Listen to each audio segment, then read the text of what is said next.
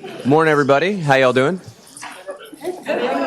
Well, welcome to day two of the Yale Innovation Summit and the Climate Track. Again, my name is Stuart DeCue, the Executive Director of the Yale Center for Business and the Environment, and thrilled to have you back. Today, we'll start with infrastructure. Got a wonderful panel here today, which we'll introduce in a moment. Second session will be a live podcast recording called Future in Bloom that focuses on how do you make climate tech a topic that everyone cares about. We'll have a climate catalyst keynote. That'll be in the Zhang Auditorium, actually, so not in this room.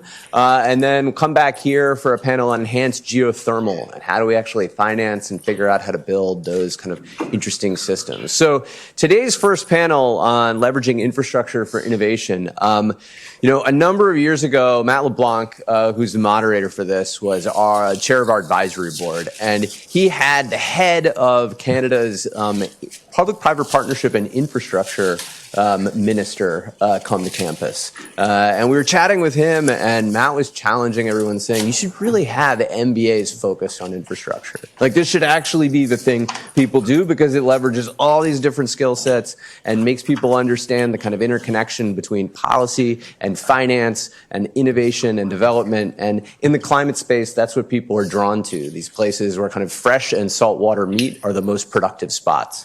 And infrastructure is one of those that we really feel people need to highlight, think about, understand all the nuances of from the people who know it best, run, build, and make these things work in their region and area. And so we're thrilled to have two deep experts and incredibly thoughtful folks who will have this conversation with Matt. So Matt, the floor is yours, and thank you for doing this.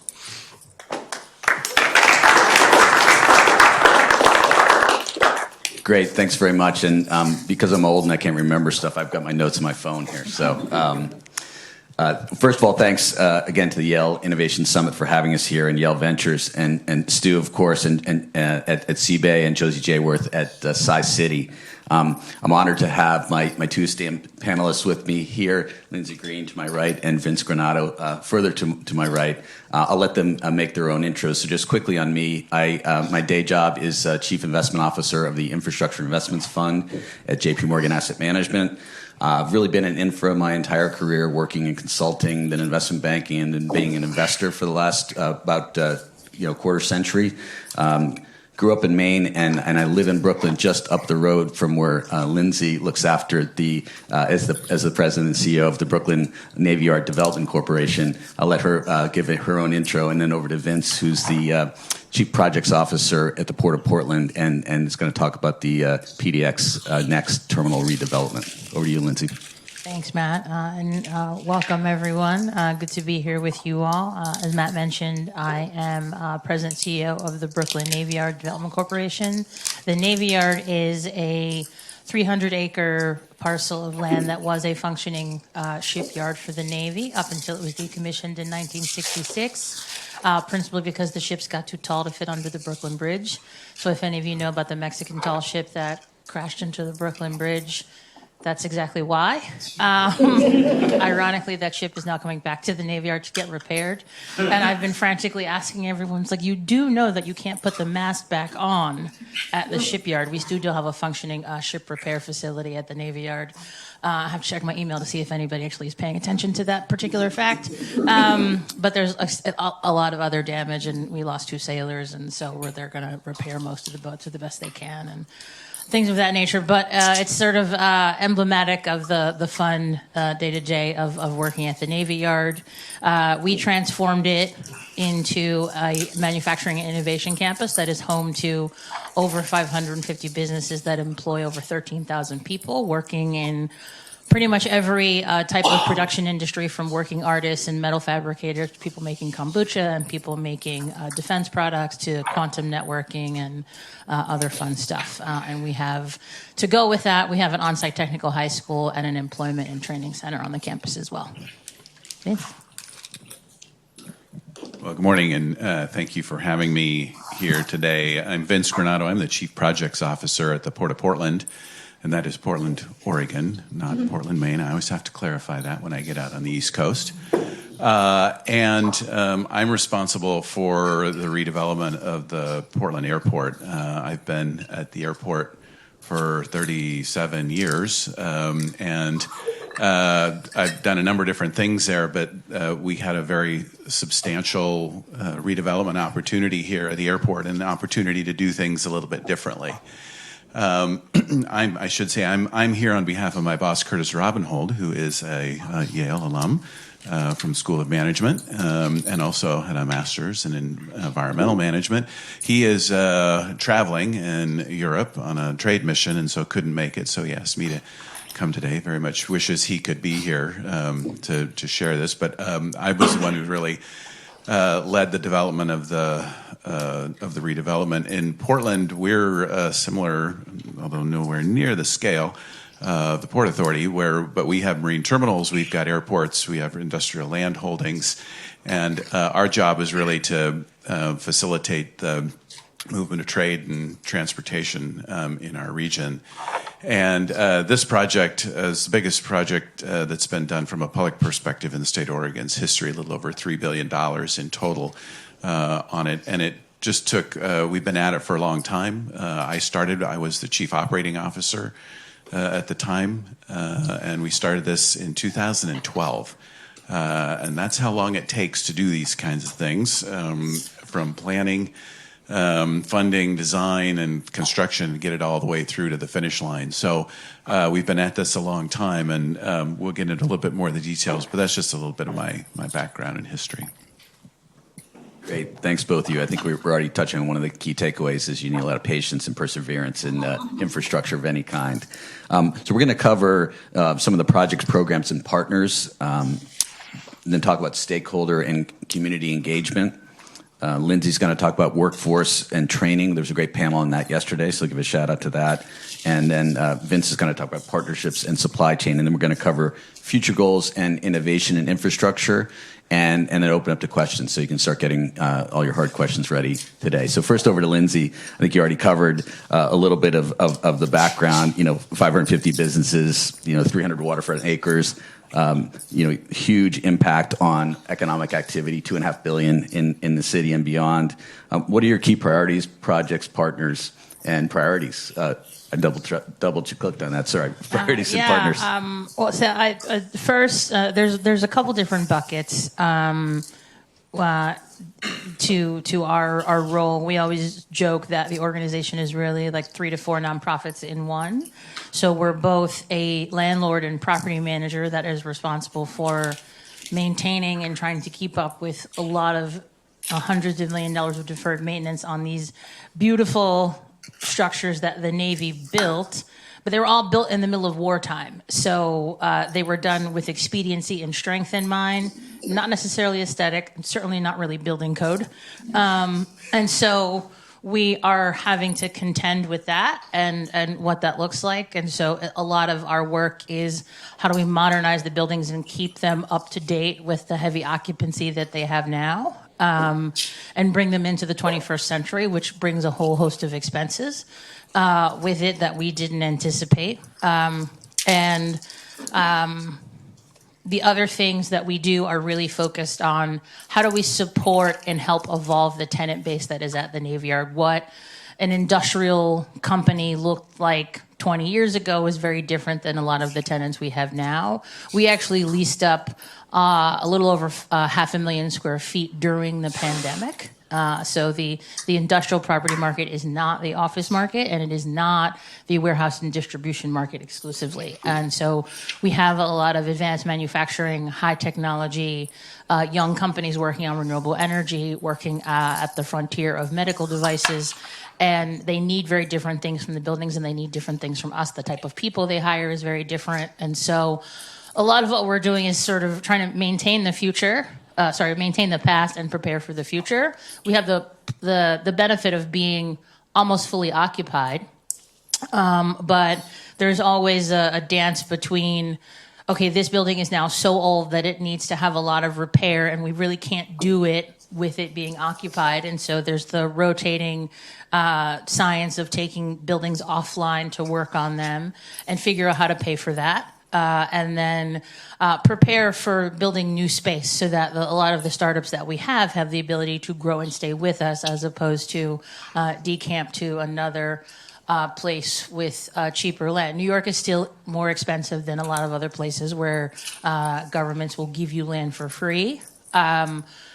But we have the benefit of being close to the talent resource, and close to a very large customer base being in the city. And so our sweet spot with companies tends to be people doing R&D and design or very high-end manufacturing that isn't necessarily high volume, but it is so customized and so specific that they either can't get the workforce they need to be able to produce their product somewhere where factories typically are, or they need to do a lot of iteration with customers who are based in the city. And so we are in the midst of a planning exercise and beginning to do focus groups to talk to mature manufacturers, people who have been doing this a long time and who look at me with three eyes when I say, do you want to build a factory in New York City? But that is the missing element from our campus. We have a lot of startups and we have medium-sized companies, but still small by federal standards. Our biggest employer is the shipyard, and another printing and visual production company. They have like 330 employees. You know, we're talking someone who is like a Fortune 1000, and they could just make a gasket for an airplane. Like, we don't need it to be sexy. Believe me, there's nothing sexy about the campus. We try, but we're just not really there. The sexy is what everybody does, but a lot of what industrial and manufacturing companies do and a lot of infrastructure, it is so essential that people lose sight of why it's important when they want it to be new and flashy, although that airport does look very snazzy. Great, I appreciate that. So the second lesson is infrastructure is not sexy, and it's also at considerable scale. And so when you're talking about industrial, urban infrastructure, you have a lot of things going on. And so Vince is going to take us through the PDS Next airport, where somehow you expanded by 1 million square feet and reduced the carbon footprint by 70%, among other achievements over sounds like a 15-year project, still in the works, right? Yeah, we opened the first phase last August. We got another phase to go, so another year still to go on this project.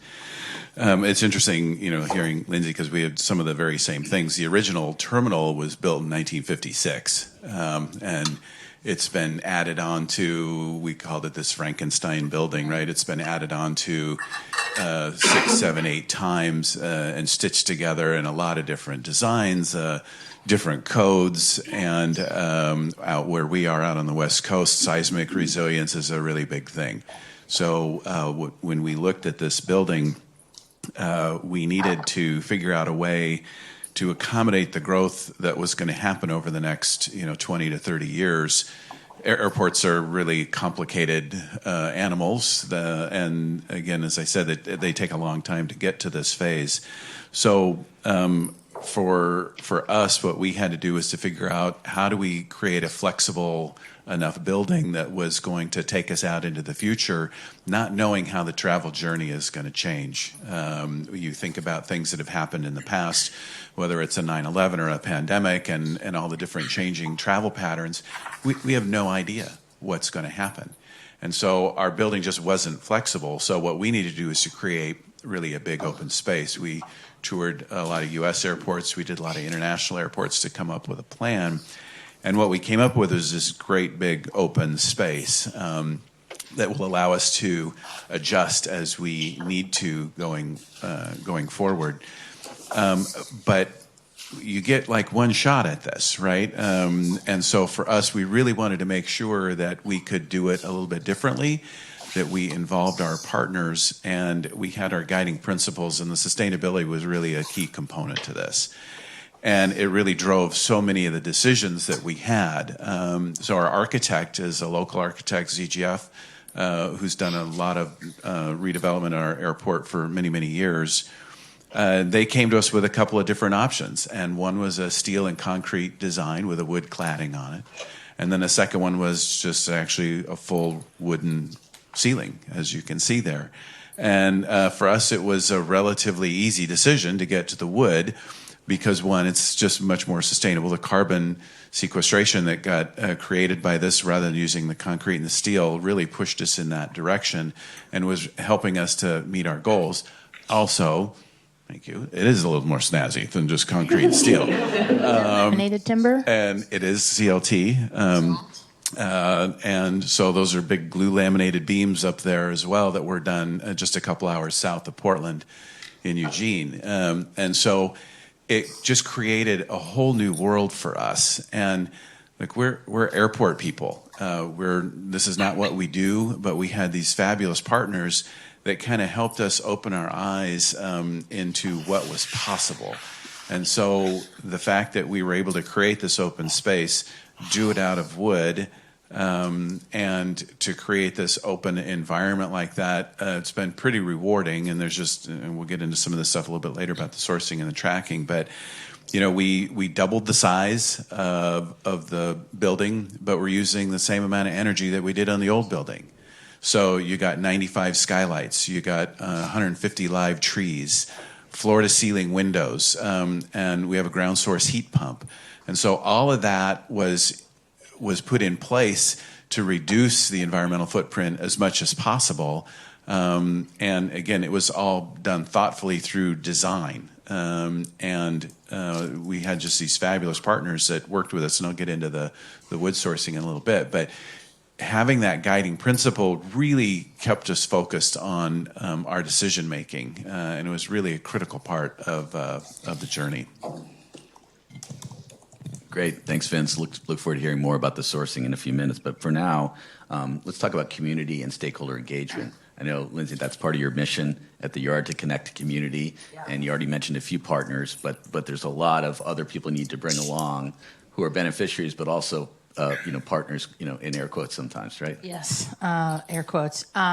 So the way we think about our communities is a couple-fold. Because it was a naval campus, it is behind a gate, and that actually is beneficial, given it's a lot of industrial businesses. There's always freight and loading docks and trucks.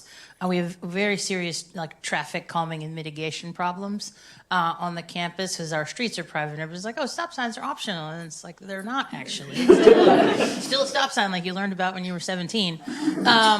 And so a lot of what we are doing is managing the audience inside the campus, which is the businesses. And there's this very different dynamic between a business that's been there doing, customized, vitamin production and distribution for 15 years versus someone who is building an implantable brain computer interface, right? They need and have very different standards. And so it's trying to manage the tenant dynamics and also evolve behaviors. You talk about you have Frankenstein buildings. We had buildings where we could have had a live tree growing through a building that had no ceiling, except the tree didn't really grow there.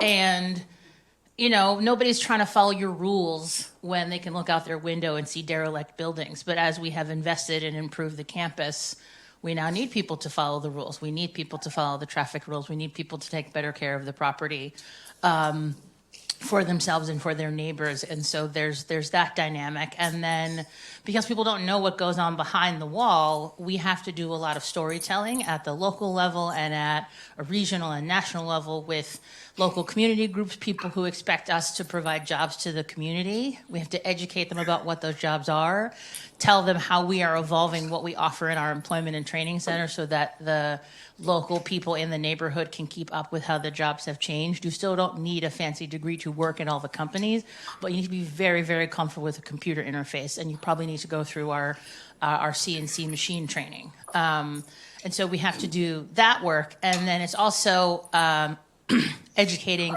elected officials and folks around the city and state who give us a lot of the infrastructure funding that helps us renovate the buildings and keep the waterfront bulkhead infrastructure alive. They need to be educated about how the campus is evolving. Everyone was used to, so it's like a $20 an hour job. It's in a distribution warehouse. They didn't really understand it.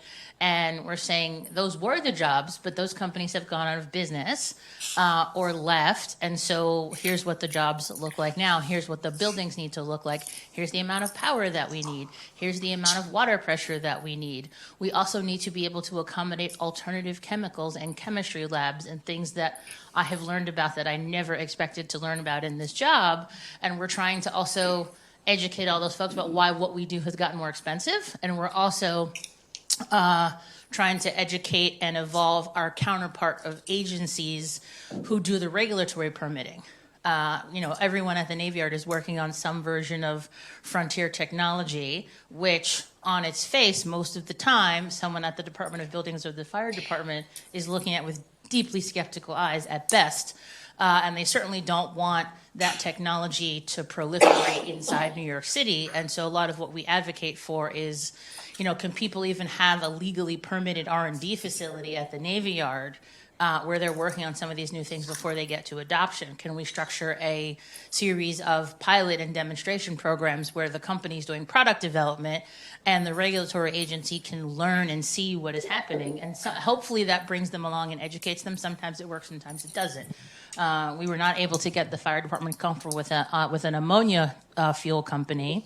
They just didn't like the large tanks of ammonia. So the company's primary base of operations now is in Louisiana because Texas, they know what ammonia is. They know how to deal with it. Our fire department folks came and visited their lab like 3 times, and they were still like, I just don't like it. So we deal with those things. And so we have a lot of different stakeholders, and the last piece we're trying to cultivate is this group of mature companies who need access to the startups, need access to the wealth that New York City has to offer, but they also want to place a base of operations, or that's our hypothesis. We need to test it. Yeah, that's interesting. So I think another kind of takeaway here is, despite being unsexy and taken for granted, infrastructure is often promoting first-of-a-kind projects and developments. And I'll highlight it. When I first put solar panels on my roof in Brooklyn, the fire department was the last approval 2 years after they were already operating and providing power. So Vince, over to you. First of kind on many levels with the planning, the construction, the operations of the airport. Tell us a little bit more about how that came to be and any breakthroughs you had in community engagement and development there. Sure, and the fire department was a little worried about the wood here too. Just saying. Yeah, that took a little bit. Airports in the United States are different than Europe. Europe, most of them are privatized, but we're generally public entities in the United States, and so there's a whole lot of rules about how you go through this. But at Portland, the funding for this is all through the airlines, every penny. There's no tax dollars that fund any of this. And so we're arm in arm with those folks from the get-go. And so that was this came out of our master plan in 2011, and I was a COO at the time. And so I spent a lot of time in airline corporate offices talking about how you need this, why you need this, how it's going to get paid for. And so that's really where the planning has to start, is you got to get your funding lined up. Without that, you're not going to get anywhere. So there's a lot of time spent understanding, trying to get the airlines to understand where we're headed here. And this is considered, this is the main terminal building. There are no gates in this project, $2.15 billion and no gates. So for them, this is what they call low-value space. It's high value for us. It's ticketing, it's security, it's baggage, it's all that. But it's low value for them. And so you're trying to get them on board with what you're trying to get done. We got there, but then it just becomes, okay, now what we want to do is to figure out, how do you make this really Portland? Portland's a quirky town. They love their airport. I mean, how many other cities say, gosh, I love my airport, right? It doesn't happen, but in Portland, it does. And there's this affinity, and I just got to ask, has anybody here heard about the Portland airport carpet? Okay, right? The carpet has its own Instagram page. I mean, it's silly. It really does. I mean, and that's the first question I get when I go to, are you going to have the carpet? Are you going to have the carpet? Right? It's just this weird connection, but it's because they love the airport so much, so we really had to engage with them in a number of different ways to recreate what we had. And so we have won a lot of Best Airport awards over the past decades, and we're a well-loved and well-respected airport. And the community said, hey, we get that, and so we understand you have to grow, but please don't in a nice way, mess it up. Keep what we love about it, right? It's it's easy to get through. It reflects our region. So please do that. So we engaged a lot with the community about how to do that. And again, this was the benefit of our local architect who really helped us through the design. But a lot of other groups. So the art program that we have in here, there's a regional art council that helped us define and curate the art that's in the building. We had an accessibility committee who helped us understand how to design airports for all the passengers that go through here, mobility impaired. So again, there was carpet everywhere in the terminal. That is hard if you're pushing a wheelchair or you got a roller bag, right? And people said, what do you mean you're going to take the carpet out? And you can see we've got wood floors now. And so the theory is, and this was the accessibility committee that said, hey, if you're moving, can it be a hard surface? So we've got wooden terrazzo when you're moving. If you're standing and waiting around the ticket lobby or around a security line, you got carpet. It's a little bit more comfortable. So that kind of feedback that we got from other users really helped us in the design of what we were trying to achieve. The other thing, we just had a number of other goals that we were trying to make it. We call it like the most local airport. We're famous at our airport, local shops, but a lot of small business as well. Airports are big, complicated projects. It's always hard to get folks to participate, and so you end up with a lot of the same folks frequently, and that's not what we wanted. We wanted to spread the wealth around as much as we could. So of the $2 billion, we had a 20% goal of small business, and so we were able to achieve that and bring folks along who don't always have the opportunity to participate in these kinds of projects. And so that was a big success for us, and it's not easy to do, but you have to be committed to making that happen. And I give a lot of credit to certainly our leadership team, but also our partners, the contractor, which was a joint venture with Skanska and Hoffman Construction, who made this happen. And so again, it's involving and engaging folks that don't always get the opportunity to participate in these projects. And it was just one of the other benefits that we found from this. No, that's great. I think there's a couple other things in there. Is being a really good listener and simplifying the messaging down, that when you're not in the room, your stakeholders can repeat it on your behalf, and winning them over, that you're going to do the right thing in the end, because those things once decided are very permanent and are there for a long time. Over to Lindsay, we'll pivot a bit to workforce training and development. One of your missions is quality job creation, and you have a lot of jobs already there, and you have future goals for that can take us. Exciting. I've heard some about it from my own living in the community, but I want to hear more from you. Yeah, so when I alluded to our planning for the future, the spaces we have on the campus right now should eventually get us to 20,000 jobs when some of the expansion projects are completed. But we would like to have room to grow beyond that. And so we did a master planning exercise in 2017 that said, how do we go from 20,000 jobs and 6.5 million square feet to 30,000 jobs and another basically 5 million square feet. And so that was a visionary plan that we released, and it alludes to new construction, industrial development, again, on the Brooklyn waterfront, and people look at me with crazy eyes, but we have designed that so that we can bring in larger manufacturers who are going to be hiring more people from the community. A startup doesn't really have entry-level jobs. They have a couple of folks who may be their early field technicians as they're doing initial deployment, but they don't have the hundreds of jobs available that someone doing actual production does. And so a lot of what we are doing is preparing for that as part of our future, which is why my predecessor partnered with some entrepreneurial folks at our public school system to create the Brooklyn STEAM Center, which is a new generation of technical high school. It's a little bit in vogue in the moment in the national press. But it is essentially high school students who come and spend most of their day as juniors and seniors on our campus. They have an ID that looks exactly like mine. A lot of them are taller than me and smarter than me. They were the ones who showed me, ironically, that I could do a QR code scan in LinkedIn. I didn't know that until last year, and one of them told me, and I thank them profusely and retell their success stories.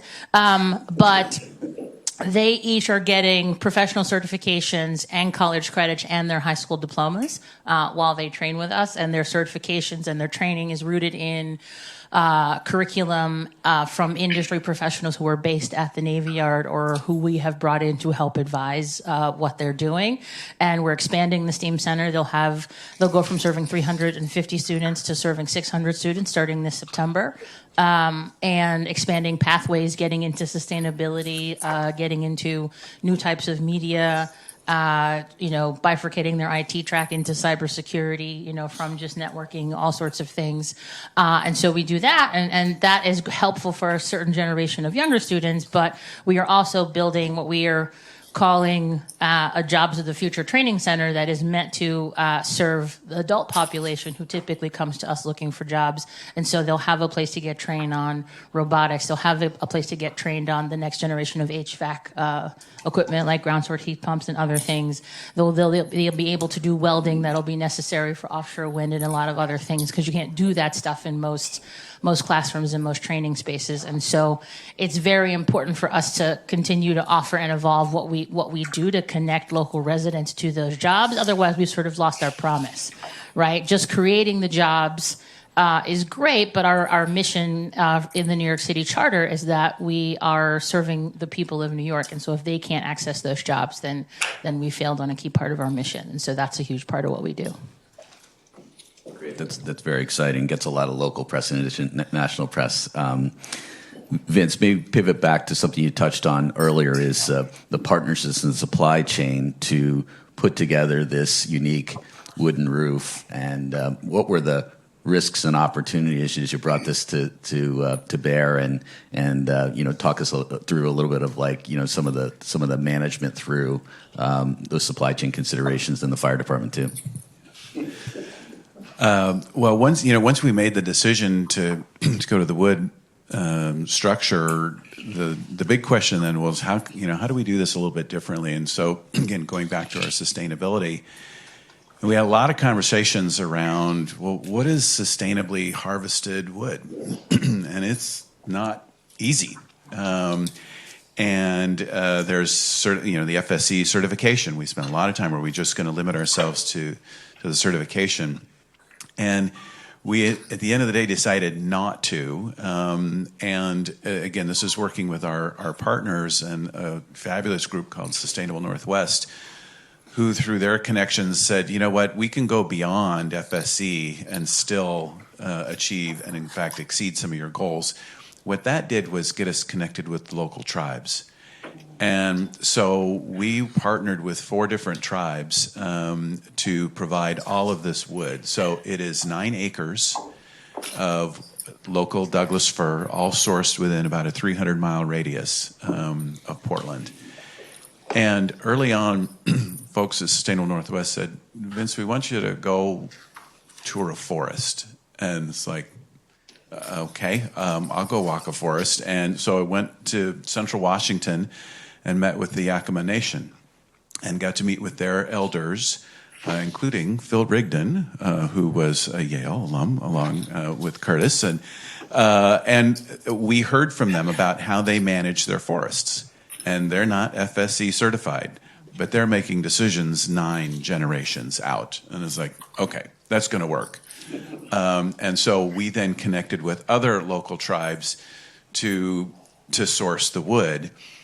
The next step then, what we wanted to do is to connect the region to the facility. And wood's a commodity, right? It goes in from the forest and it goes into the mills, gets cut up and goes nowhere. We said we would like to do this a little bit differently, and we asked the mills to segregate our wood, and they said, okay, we can do that. So in the picture you see up there, we can identify exactly where much of that wood came from. So there's a big Y column there, this silver column with a skylight. Every one of the skylights there, all of the beams around that, we know came from the Yakama Nation. And so it creates that connection. We've had them down multiple times, and to view and see, in fact, the gentleman that felled the timber, right? He got to go see, this is where my work ended up. And it just creates that pride in the project and in the region. And it's opened our doors and the doors to them as well for further partnerships. We're trying to do more mass timber modular housing and in our marine terminals as well. And so it's created that relationship with the tribes that I think wouldn't have happened without that. So asking folks to do a little bit more and to go beyond what they'd typically done was really a big part of this, and something we appreciated. And again, it creates that connection to the region. Everybody feels part of this project and that local pride that comes through. And so again, the tribes would not likely have an opportunity to participate in a project of this scale, right? It just, they wouldn't have access, just given what the rules are. And so it really allowed us to expand our reach here further in the community, and yet the local nature of it was way better from a carbon perspective as well, without dealing with steel and concrete. And so it just met so many of our goals here to do it this way. And again, it really just creates that sense of pride. Yeah, really unique. I mean, to be able to integrate the local customers and communities and that feedback loop is really impressive. Maybe we pivot a little bit to the future and thinking about future innovations in infrastructure. Maybe Lindsay, go first, and over to Vince. Talking about programs you're looking to build upon and mission evolution, as well as any final thoughts on large urban, industrial infrastructure and transportation systems. So we are focused on how do we finance this big new building.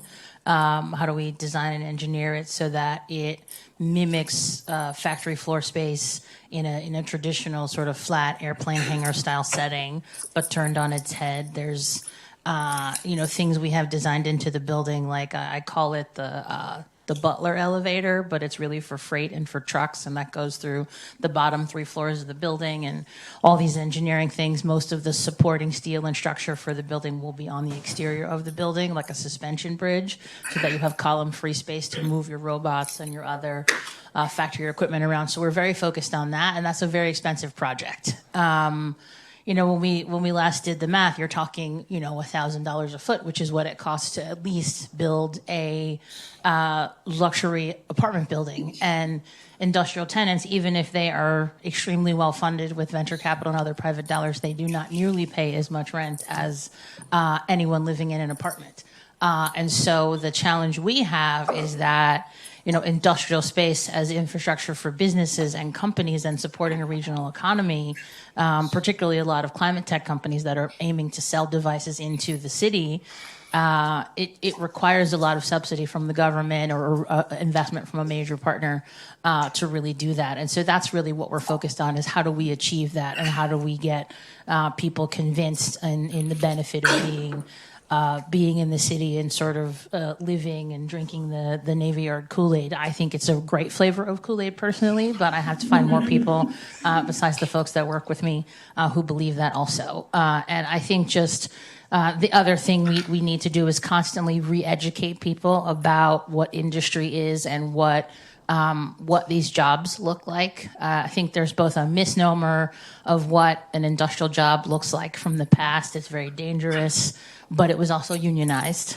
and had high wages. And, a lot of new companies are, because of the way labor laws have evolved and all these other things, very antagonistic towards organized labor, but they pay very well and they offer equity. And so we're trying to navigate all these struggles and, deal with evolving technologies. And so it's that's our fourth leg of the nonprofit is turning into advocates and trying to bring people together who are not common stakeholders for us. But it's a lot of fun, and it's nice to be able to feel like you're contributing towards the future of where important things will be made. Some very similar components with the project that we were dealing with here as well. And you can't find enough people in the trades. And from an education standpoint, electricians, right? You can't get enough electricians. And that was one of the big concerns that we had throughout this project because it lasted so long. We broke ground in 2017. And so we're 8 years into this thing, and just trying to keep the workforce in place for that long is a challenge. And you deal with burnout and so on. But for us and what we were able to achieve here with this is really again that connection and with the trades. This was a real important part of the discussion because we had to keep the airport open and operating the entire time. Some airports get the opportunity to build a new building, across the field, and then turn the lights on one day and turn the lights off on the next. We didn't have that, so we're building over the top of the existing airport. So that roof was actually built modularly across the airfield and then disassembled in 18 pieces and moved over and put back into place. And so that was a significant challenge that the group had to accommodate. And they just did this fabulous job. And again, we had over 30,000 people working on this project over the life of the project, right? And it's just the workforce is so important to try to train, educate, and continue on. There's 10, 12,000 people that work at the airport every single day. So that workforce nature of what we're trying to achieve is just something that was really super important for us. Yeah, it's the same for us. When investors ask me the annoying question, what keeps you up at night? That's my answer, is who's going to build all the infrastructure that we need? Where are we going to recruit these people? How are we going to train them? And how are we going to evolve those jobs for the future? So let me stop there on the prepared summary and go to you. You've had 45 minutes to think about your hard questions. And so who wants to go first? Here. Hi, thanks everyone. Daniel Baruch with JP Morgan Climate Tech. Curious if you can elaborate on any adaptation resilience strategies or innovative technologies you might be deploying or thinking about leveraging, considering the expensive nature of the assets you're owning and operating, coupled with some of the increasing extreme weather events, whether it be related to flooding, heat stress, et cetera. Well, I could say a couple things about, again, just the roof and what we had to achieve. This roof has to withstand a 9.0 earthquake. And it's hard to see it in some of these, but the beams that are in there have never been done before. They're 100-foot spans, and there's no steel reinforcement within the beam. And we asked the team to figure out if they could do that. And this was done down in Eugene, 2 hours south of Portland. And it hadn't been done. And so they worked with the architects to figure out, well, how far apart can we put the columns and still make a beam that'll go in between them to achieve that seismic resilience. And so they went as far as what they could do to put the beam on a truck and take it up I-5 to Portland, right? And they were able to accommodate that, so it's actually stronger. So that's a new technology that hadn't been done before. And so that was probably the biggest part of what we, I think, were able to For us, we just completed a resiliency plan, and we are both in a bay, and so we have rising water to contend with. We are also at the bottom of a hill of a neighborhood, so we get water from both ways in rain events. And that footnote about the Navy building everything in the middle of war, they were otherwise focused, all of our infrastructure underground was also built by them, and we maintain that. And so our resiliency plan has a lot of things that haven't really been developed. We have to develop, I call them giant bathtubs, to turn some of our buildings that are on the water into things that can accept and retain water. Because we also can't, we have 3 miles of working waterfront, most of which is an active shipyard. And so we can't just put absorbent plant life inside a dry dock because it has to be able to accommodate ships. And so we're incorporating some of that. But if you look at our 3-mile waterfront structure, it's like 7 different types of resiliency elements that go into protecting it from sea level rise from the bay. And then we're doing all these retention pools and other things to accept the water that comes from down the hill or the sewer outflows that are underneath us that benefit the rest of the city, as well as our own infrastructure, just to hold the water in the event of a major rain event and then let it recede out slowly. And so we are in a big chunk of our campus also sort of redesigning our plaza to incorporate resiliency elements and traffic calming and more retention pools and elevated bike lanes that also act as a second barrier behind those bathtub buildings. And so we're pursuing all of that. And then any infrastructure projects as we redo them with the benefit of FEMA funding, we are elevating a lot of them. And so we have a lot of electrical substations that we are taking and putting on giant beam platforms that are, sort of 10 foot above ground. And so we're doing a lot of that work as well. And the building where I work, when we renovated it, we took all of the mechanicals from the first floor and put them up on the roof. So the boilers for our building are actually upstairs in the penthouse. And I guess I just add a little bit more to my comment about the seismic. And so in each of those Y columns, there's a round, what we call it, it's a bladder, it's a base isolator. That entire roof will move 2 feet in any direction. So airports would be a relief zone for getting supplies in. So that's how the whole thing was designed. So the whole roof moves, and the glass curtain wall will move this way as well. So the whole thing is one big thing that will move and still retain its structural integrity to allow us to stay operational. I guess one other little piece too from an infrastructure, that ground source heat pump that we have hasn't been done. It's the largest closed looped ground source heat pump that's been done before. And again, that's helping us on our heating HVAC costs. So. Incredible. I'm very thankful that they're thinking about the future and all kinds of things we can't see or touch, but we take for granted. Maybe first here and then behind. Yeah, when I look at infrastructure, I see a big change in tech companies and their capital spend. What I'm referring to them is Microsoft's capital project budget now is $50 billion per year. That's unheard of. Okay? And so my question to you is, what do you see and how do you prepare for crowding out, inflation, tariffs, and all these uncertainties coming into your execution plan?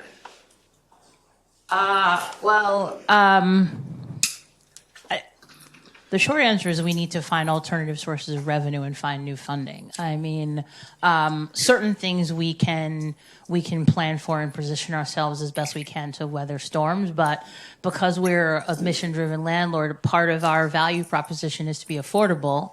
And so we don't have reserves to the extent that a private landlord has. And so we can't really weather those shocks. I've been working with our CFO for weeks to see, what happens if a bunch of our tenants, because they're manufacturers, they can't pay rent for several months because of the impact of tariffs. It's not good. We won't be able to continue doing what we are doing. We have a line of credit and we have all those sorts of other things. We will quickly exhaust those resources if our tenants are not able to recover. And so a lot of what I think about, in addition to Matt's up at night about who are the people that are going to get the jobs, is how do you move capital into a space that has historically been, I think, largely publicly funded. But the public, in New York City, a lot of our public infrastructure dollars is either in the street or really it's in affordable housing.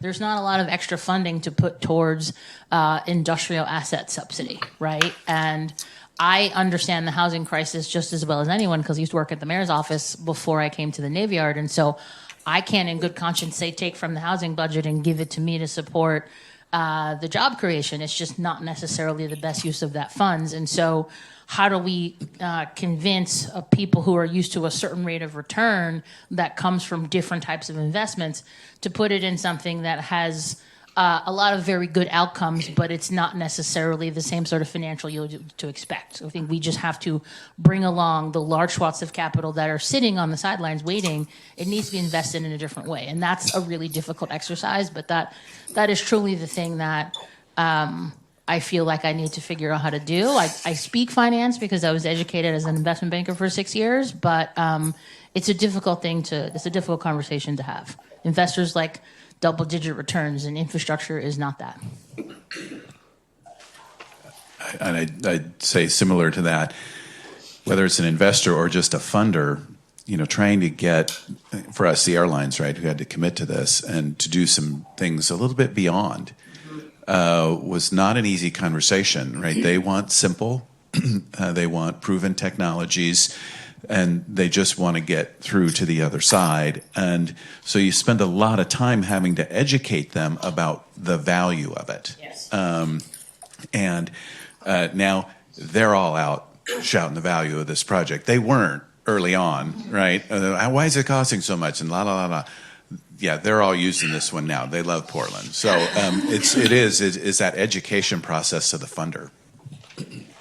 We had one in the back and then over here. JC Young from Anywhere Venture. Lindsay, nice to see you again. As you know, I'm a big fan of Navy Yard. Happy to call it home. 10 years ago, I spoke at a panel to talk about apprenticeship. And, I spent many years in Germany. I learned they really develop that to an art. And 10 years later, we're still not there where we need to be when it comes to building a new workforce via apprenticeship. What will it take, you think, to really increase the pace? Because I really believe in this path forward. I would say I think it's two things. I think there may need to be some general social acceptance that not all apprenticeships are quote unquote blue collar, and that's okay. Particularly when you think about, is it union or is it non-union? That's a very real issue. And it's one I struggle with because you do want to make sure workers are protected and well trained. And historically, apprenticeships were largely unionized because the union used its dues and other things to build the training facilities and to subsidize the wages of all those workers before they were productive enough to actually work. And I think who is responsible, who is taking accountability and ownership of the amount of time it takes to train someone in a real world job, because it's not training they're getting at most institutes of higher education. I couldn't necessarily be value add to a lot of the companies at the Navy Yard having the degrees I have unless I did 9 months or plus of training. And that's a very daunting prospect for a lot of companies. And especially when they can't guarantee that the person they train is going to stay with them for several years. And so there needs to be an evolution of how we understand and define apprenticeship and who's taking ownership for training that person. I think employers need to remember that is a big part of what they should do. But there needs to be some evolution in the social contract of when someone invests in your training program, you need to stay there and pay back that return. Not that I felt like I owed Goldman Sachs anything, but I was trained on a dedicated basis right after I graduated from college for like 12 weeks. They paid me to sit in a room like this and learn how to do my job. And then I went to do my job and I, made mistakes for the first 6 months.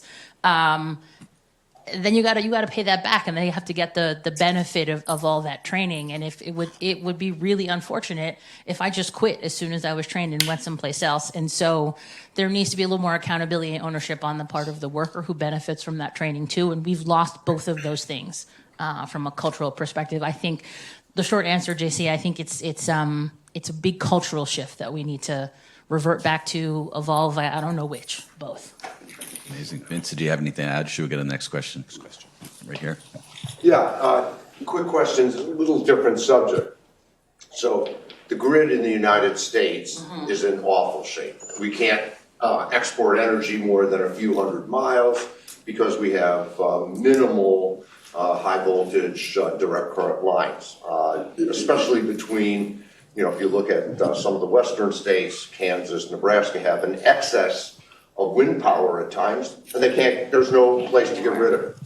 What do we do about, and it's critical over the next 5 years if we're going to have any kind of renewable energy, and which of course, given the current administration, how do we upgrade the grid, which is going to be critical going forward to supplying, inexpensive solar, wind, et cetera, energy to places where we don't have it, moving it around, et cetera, et cetera.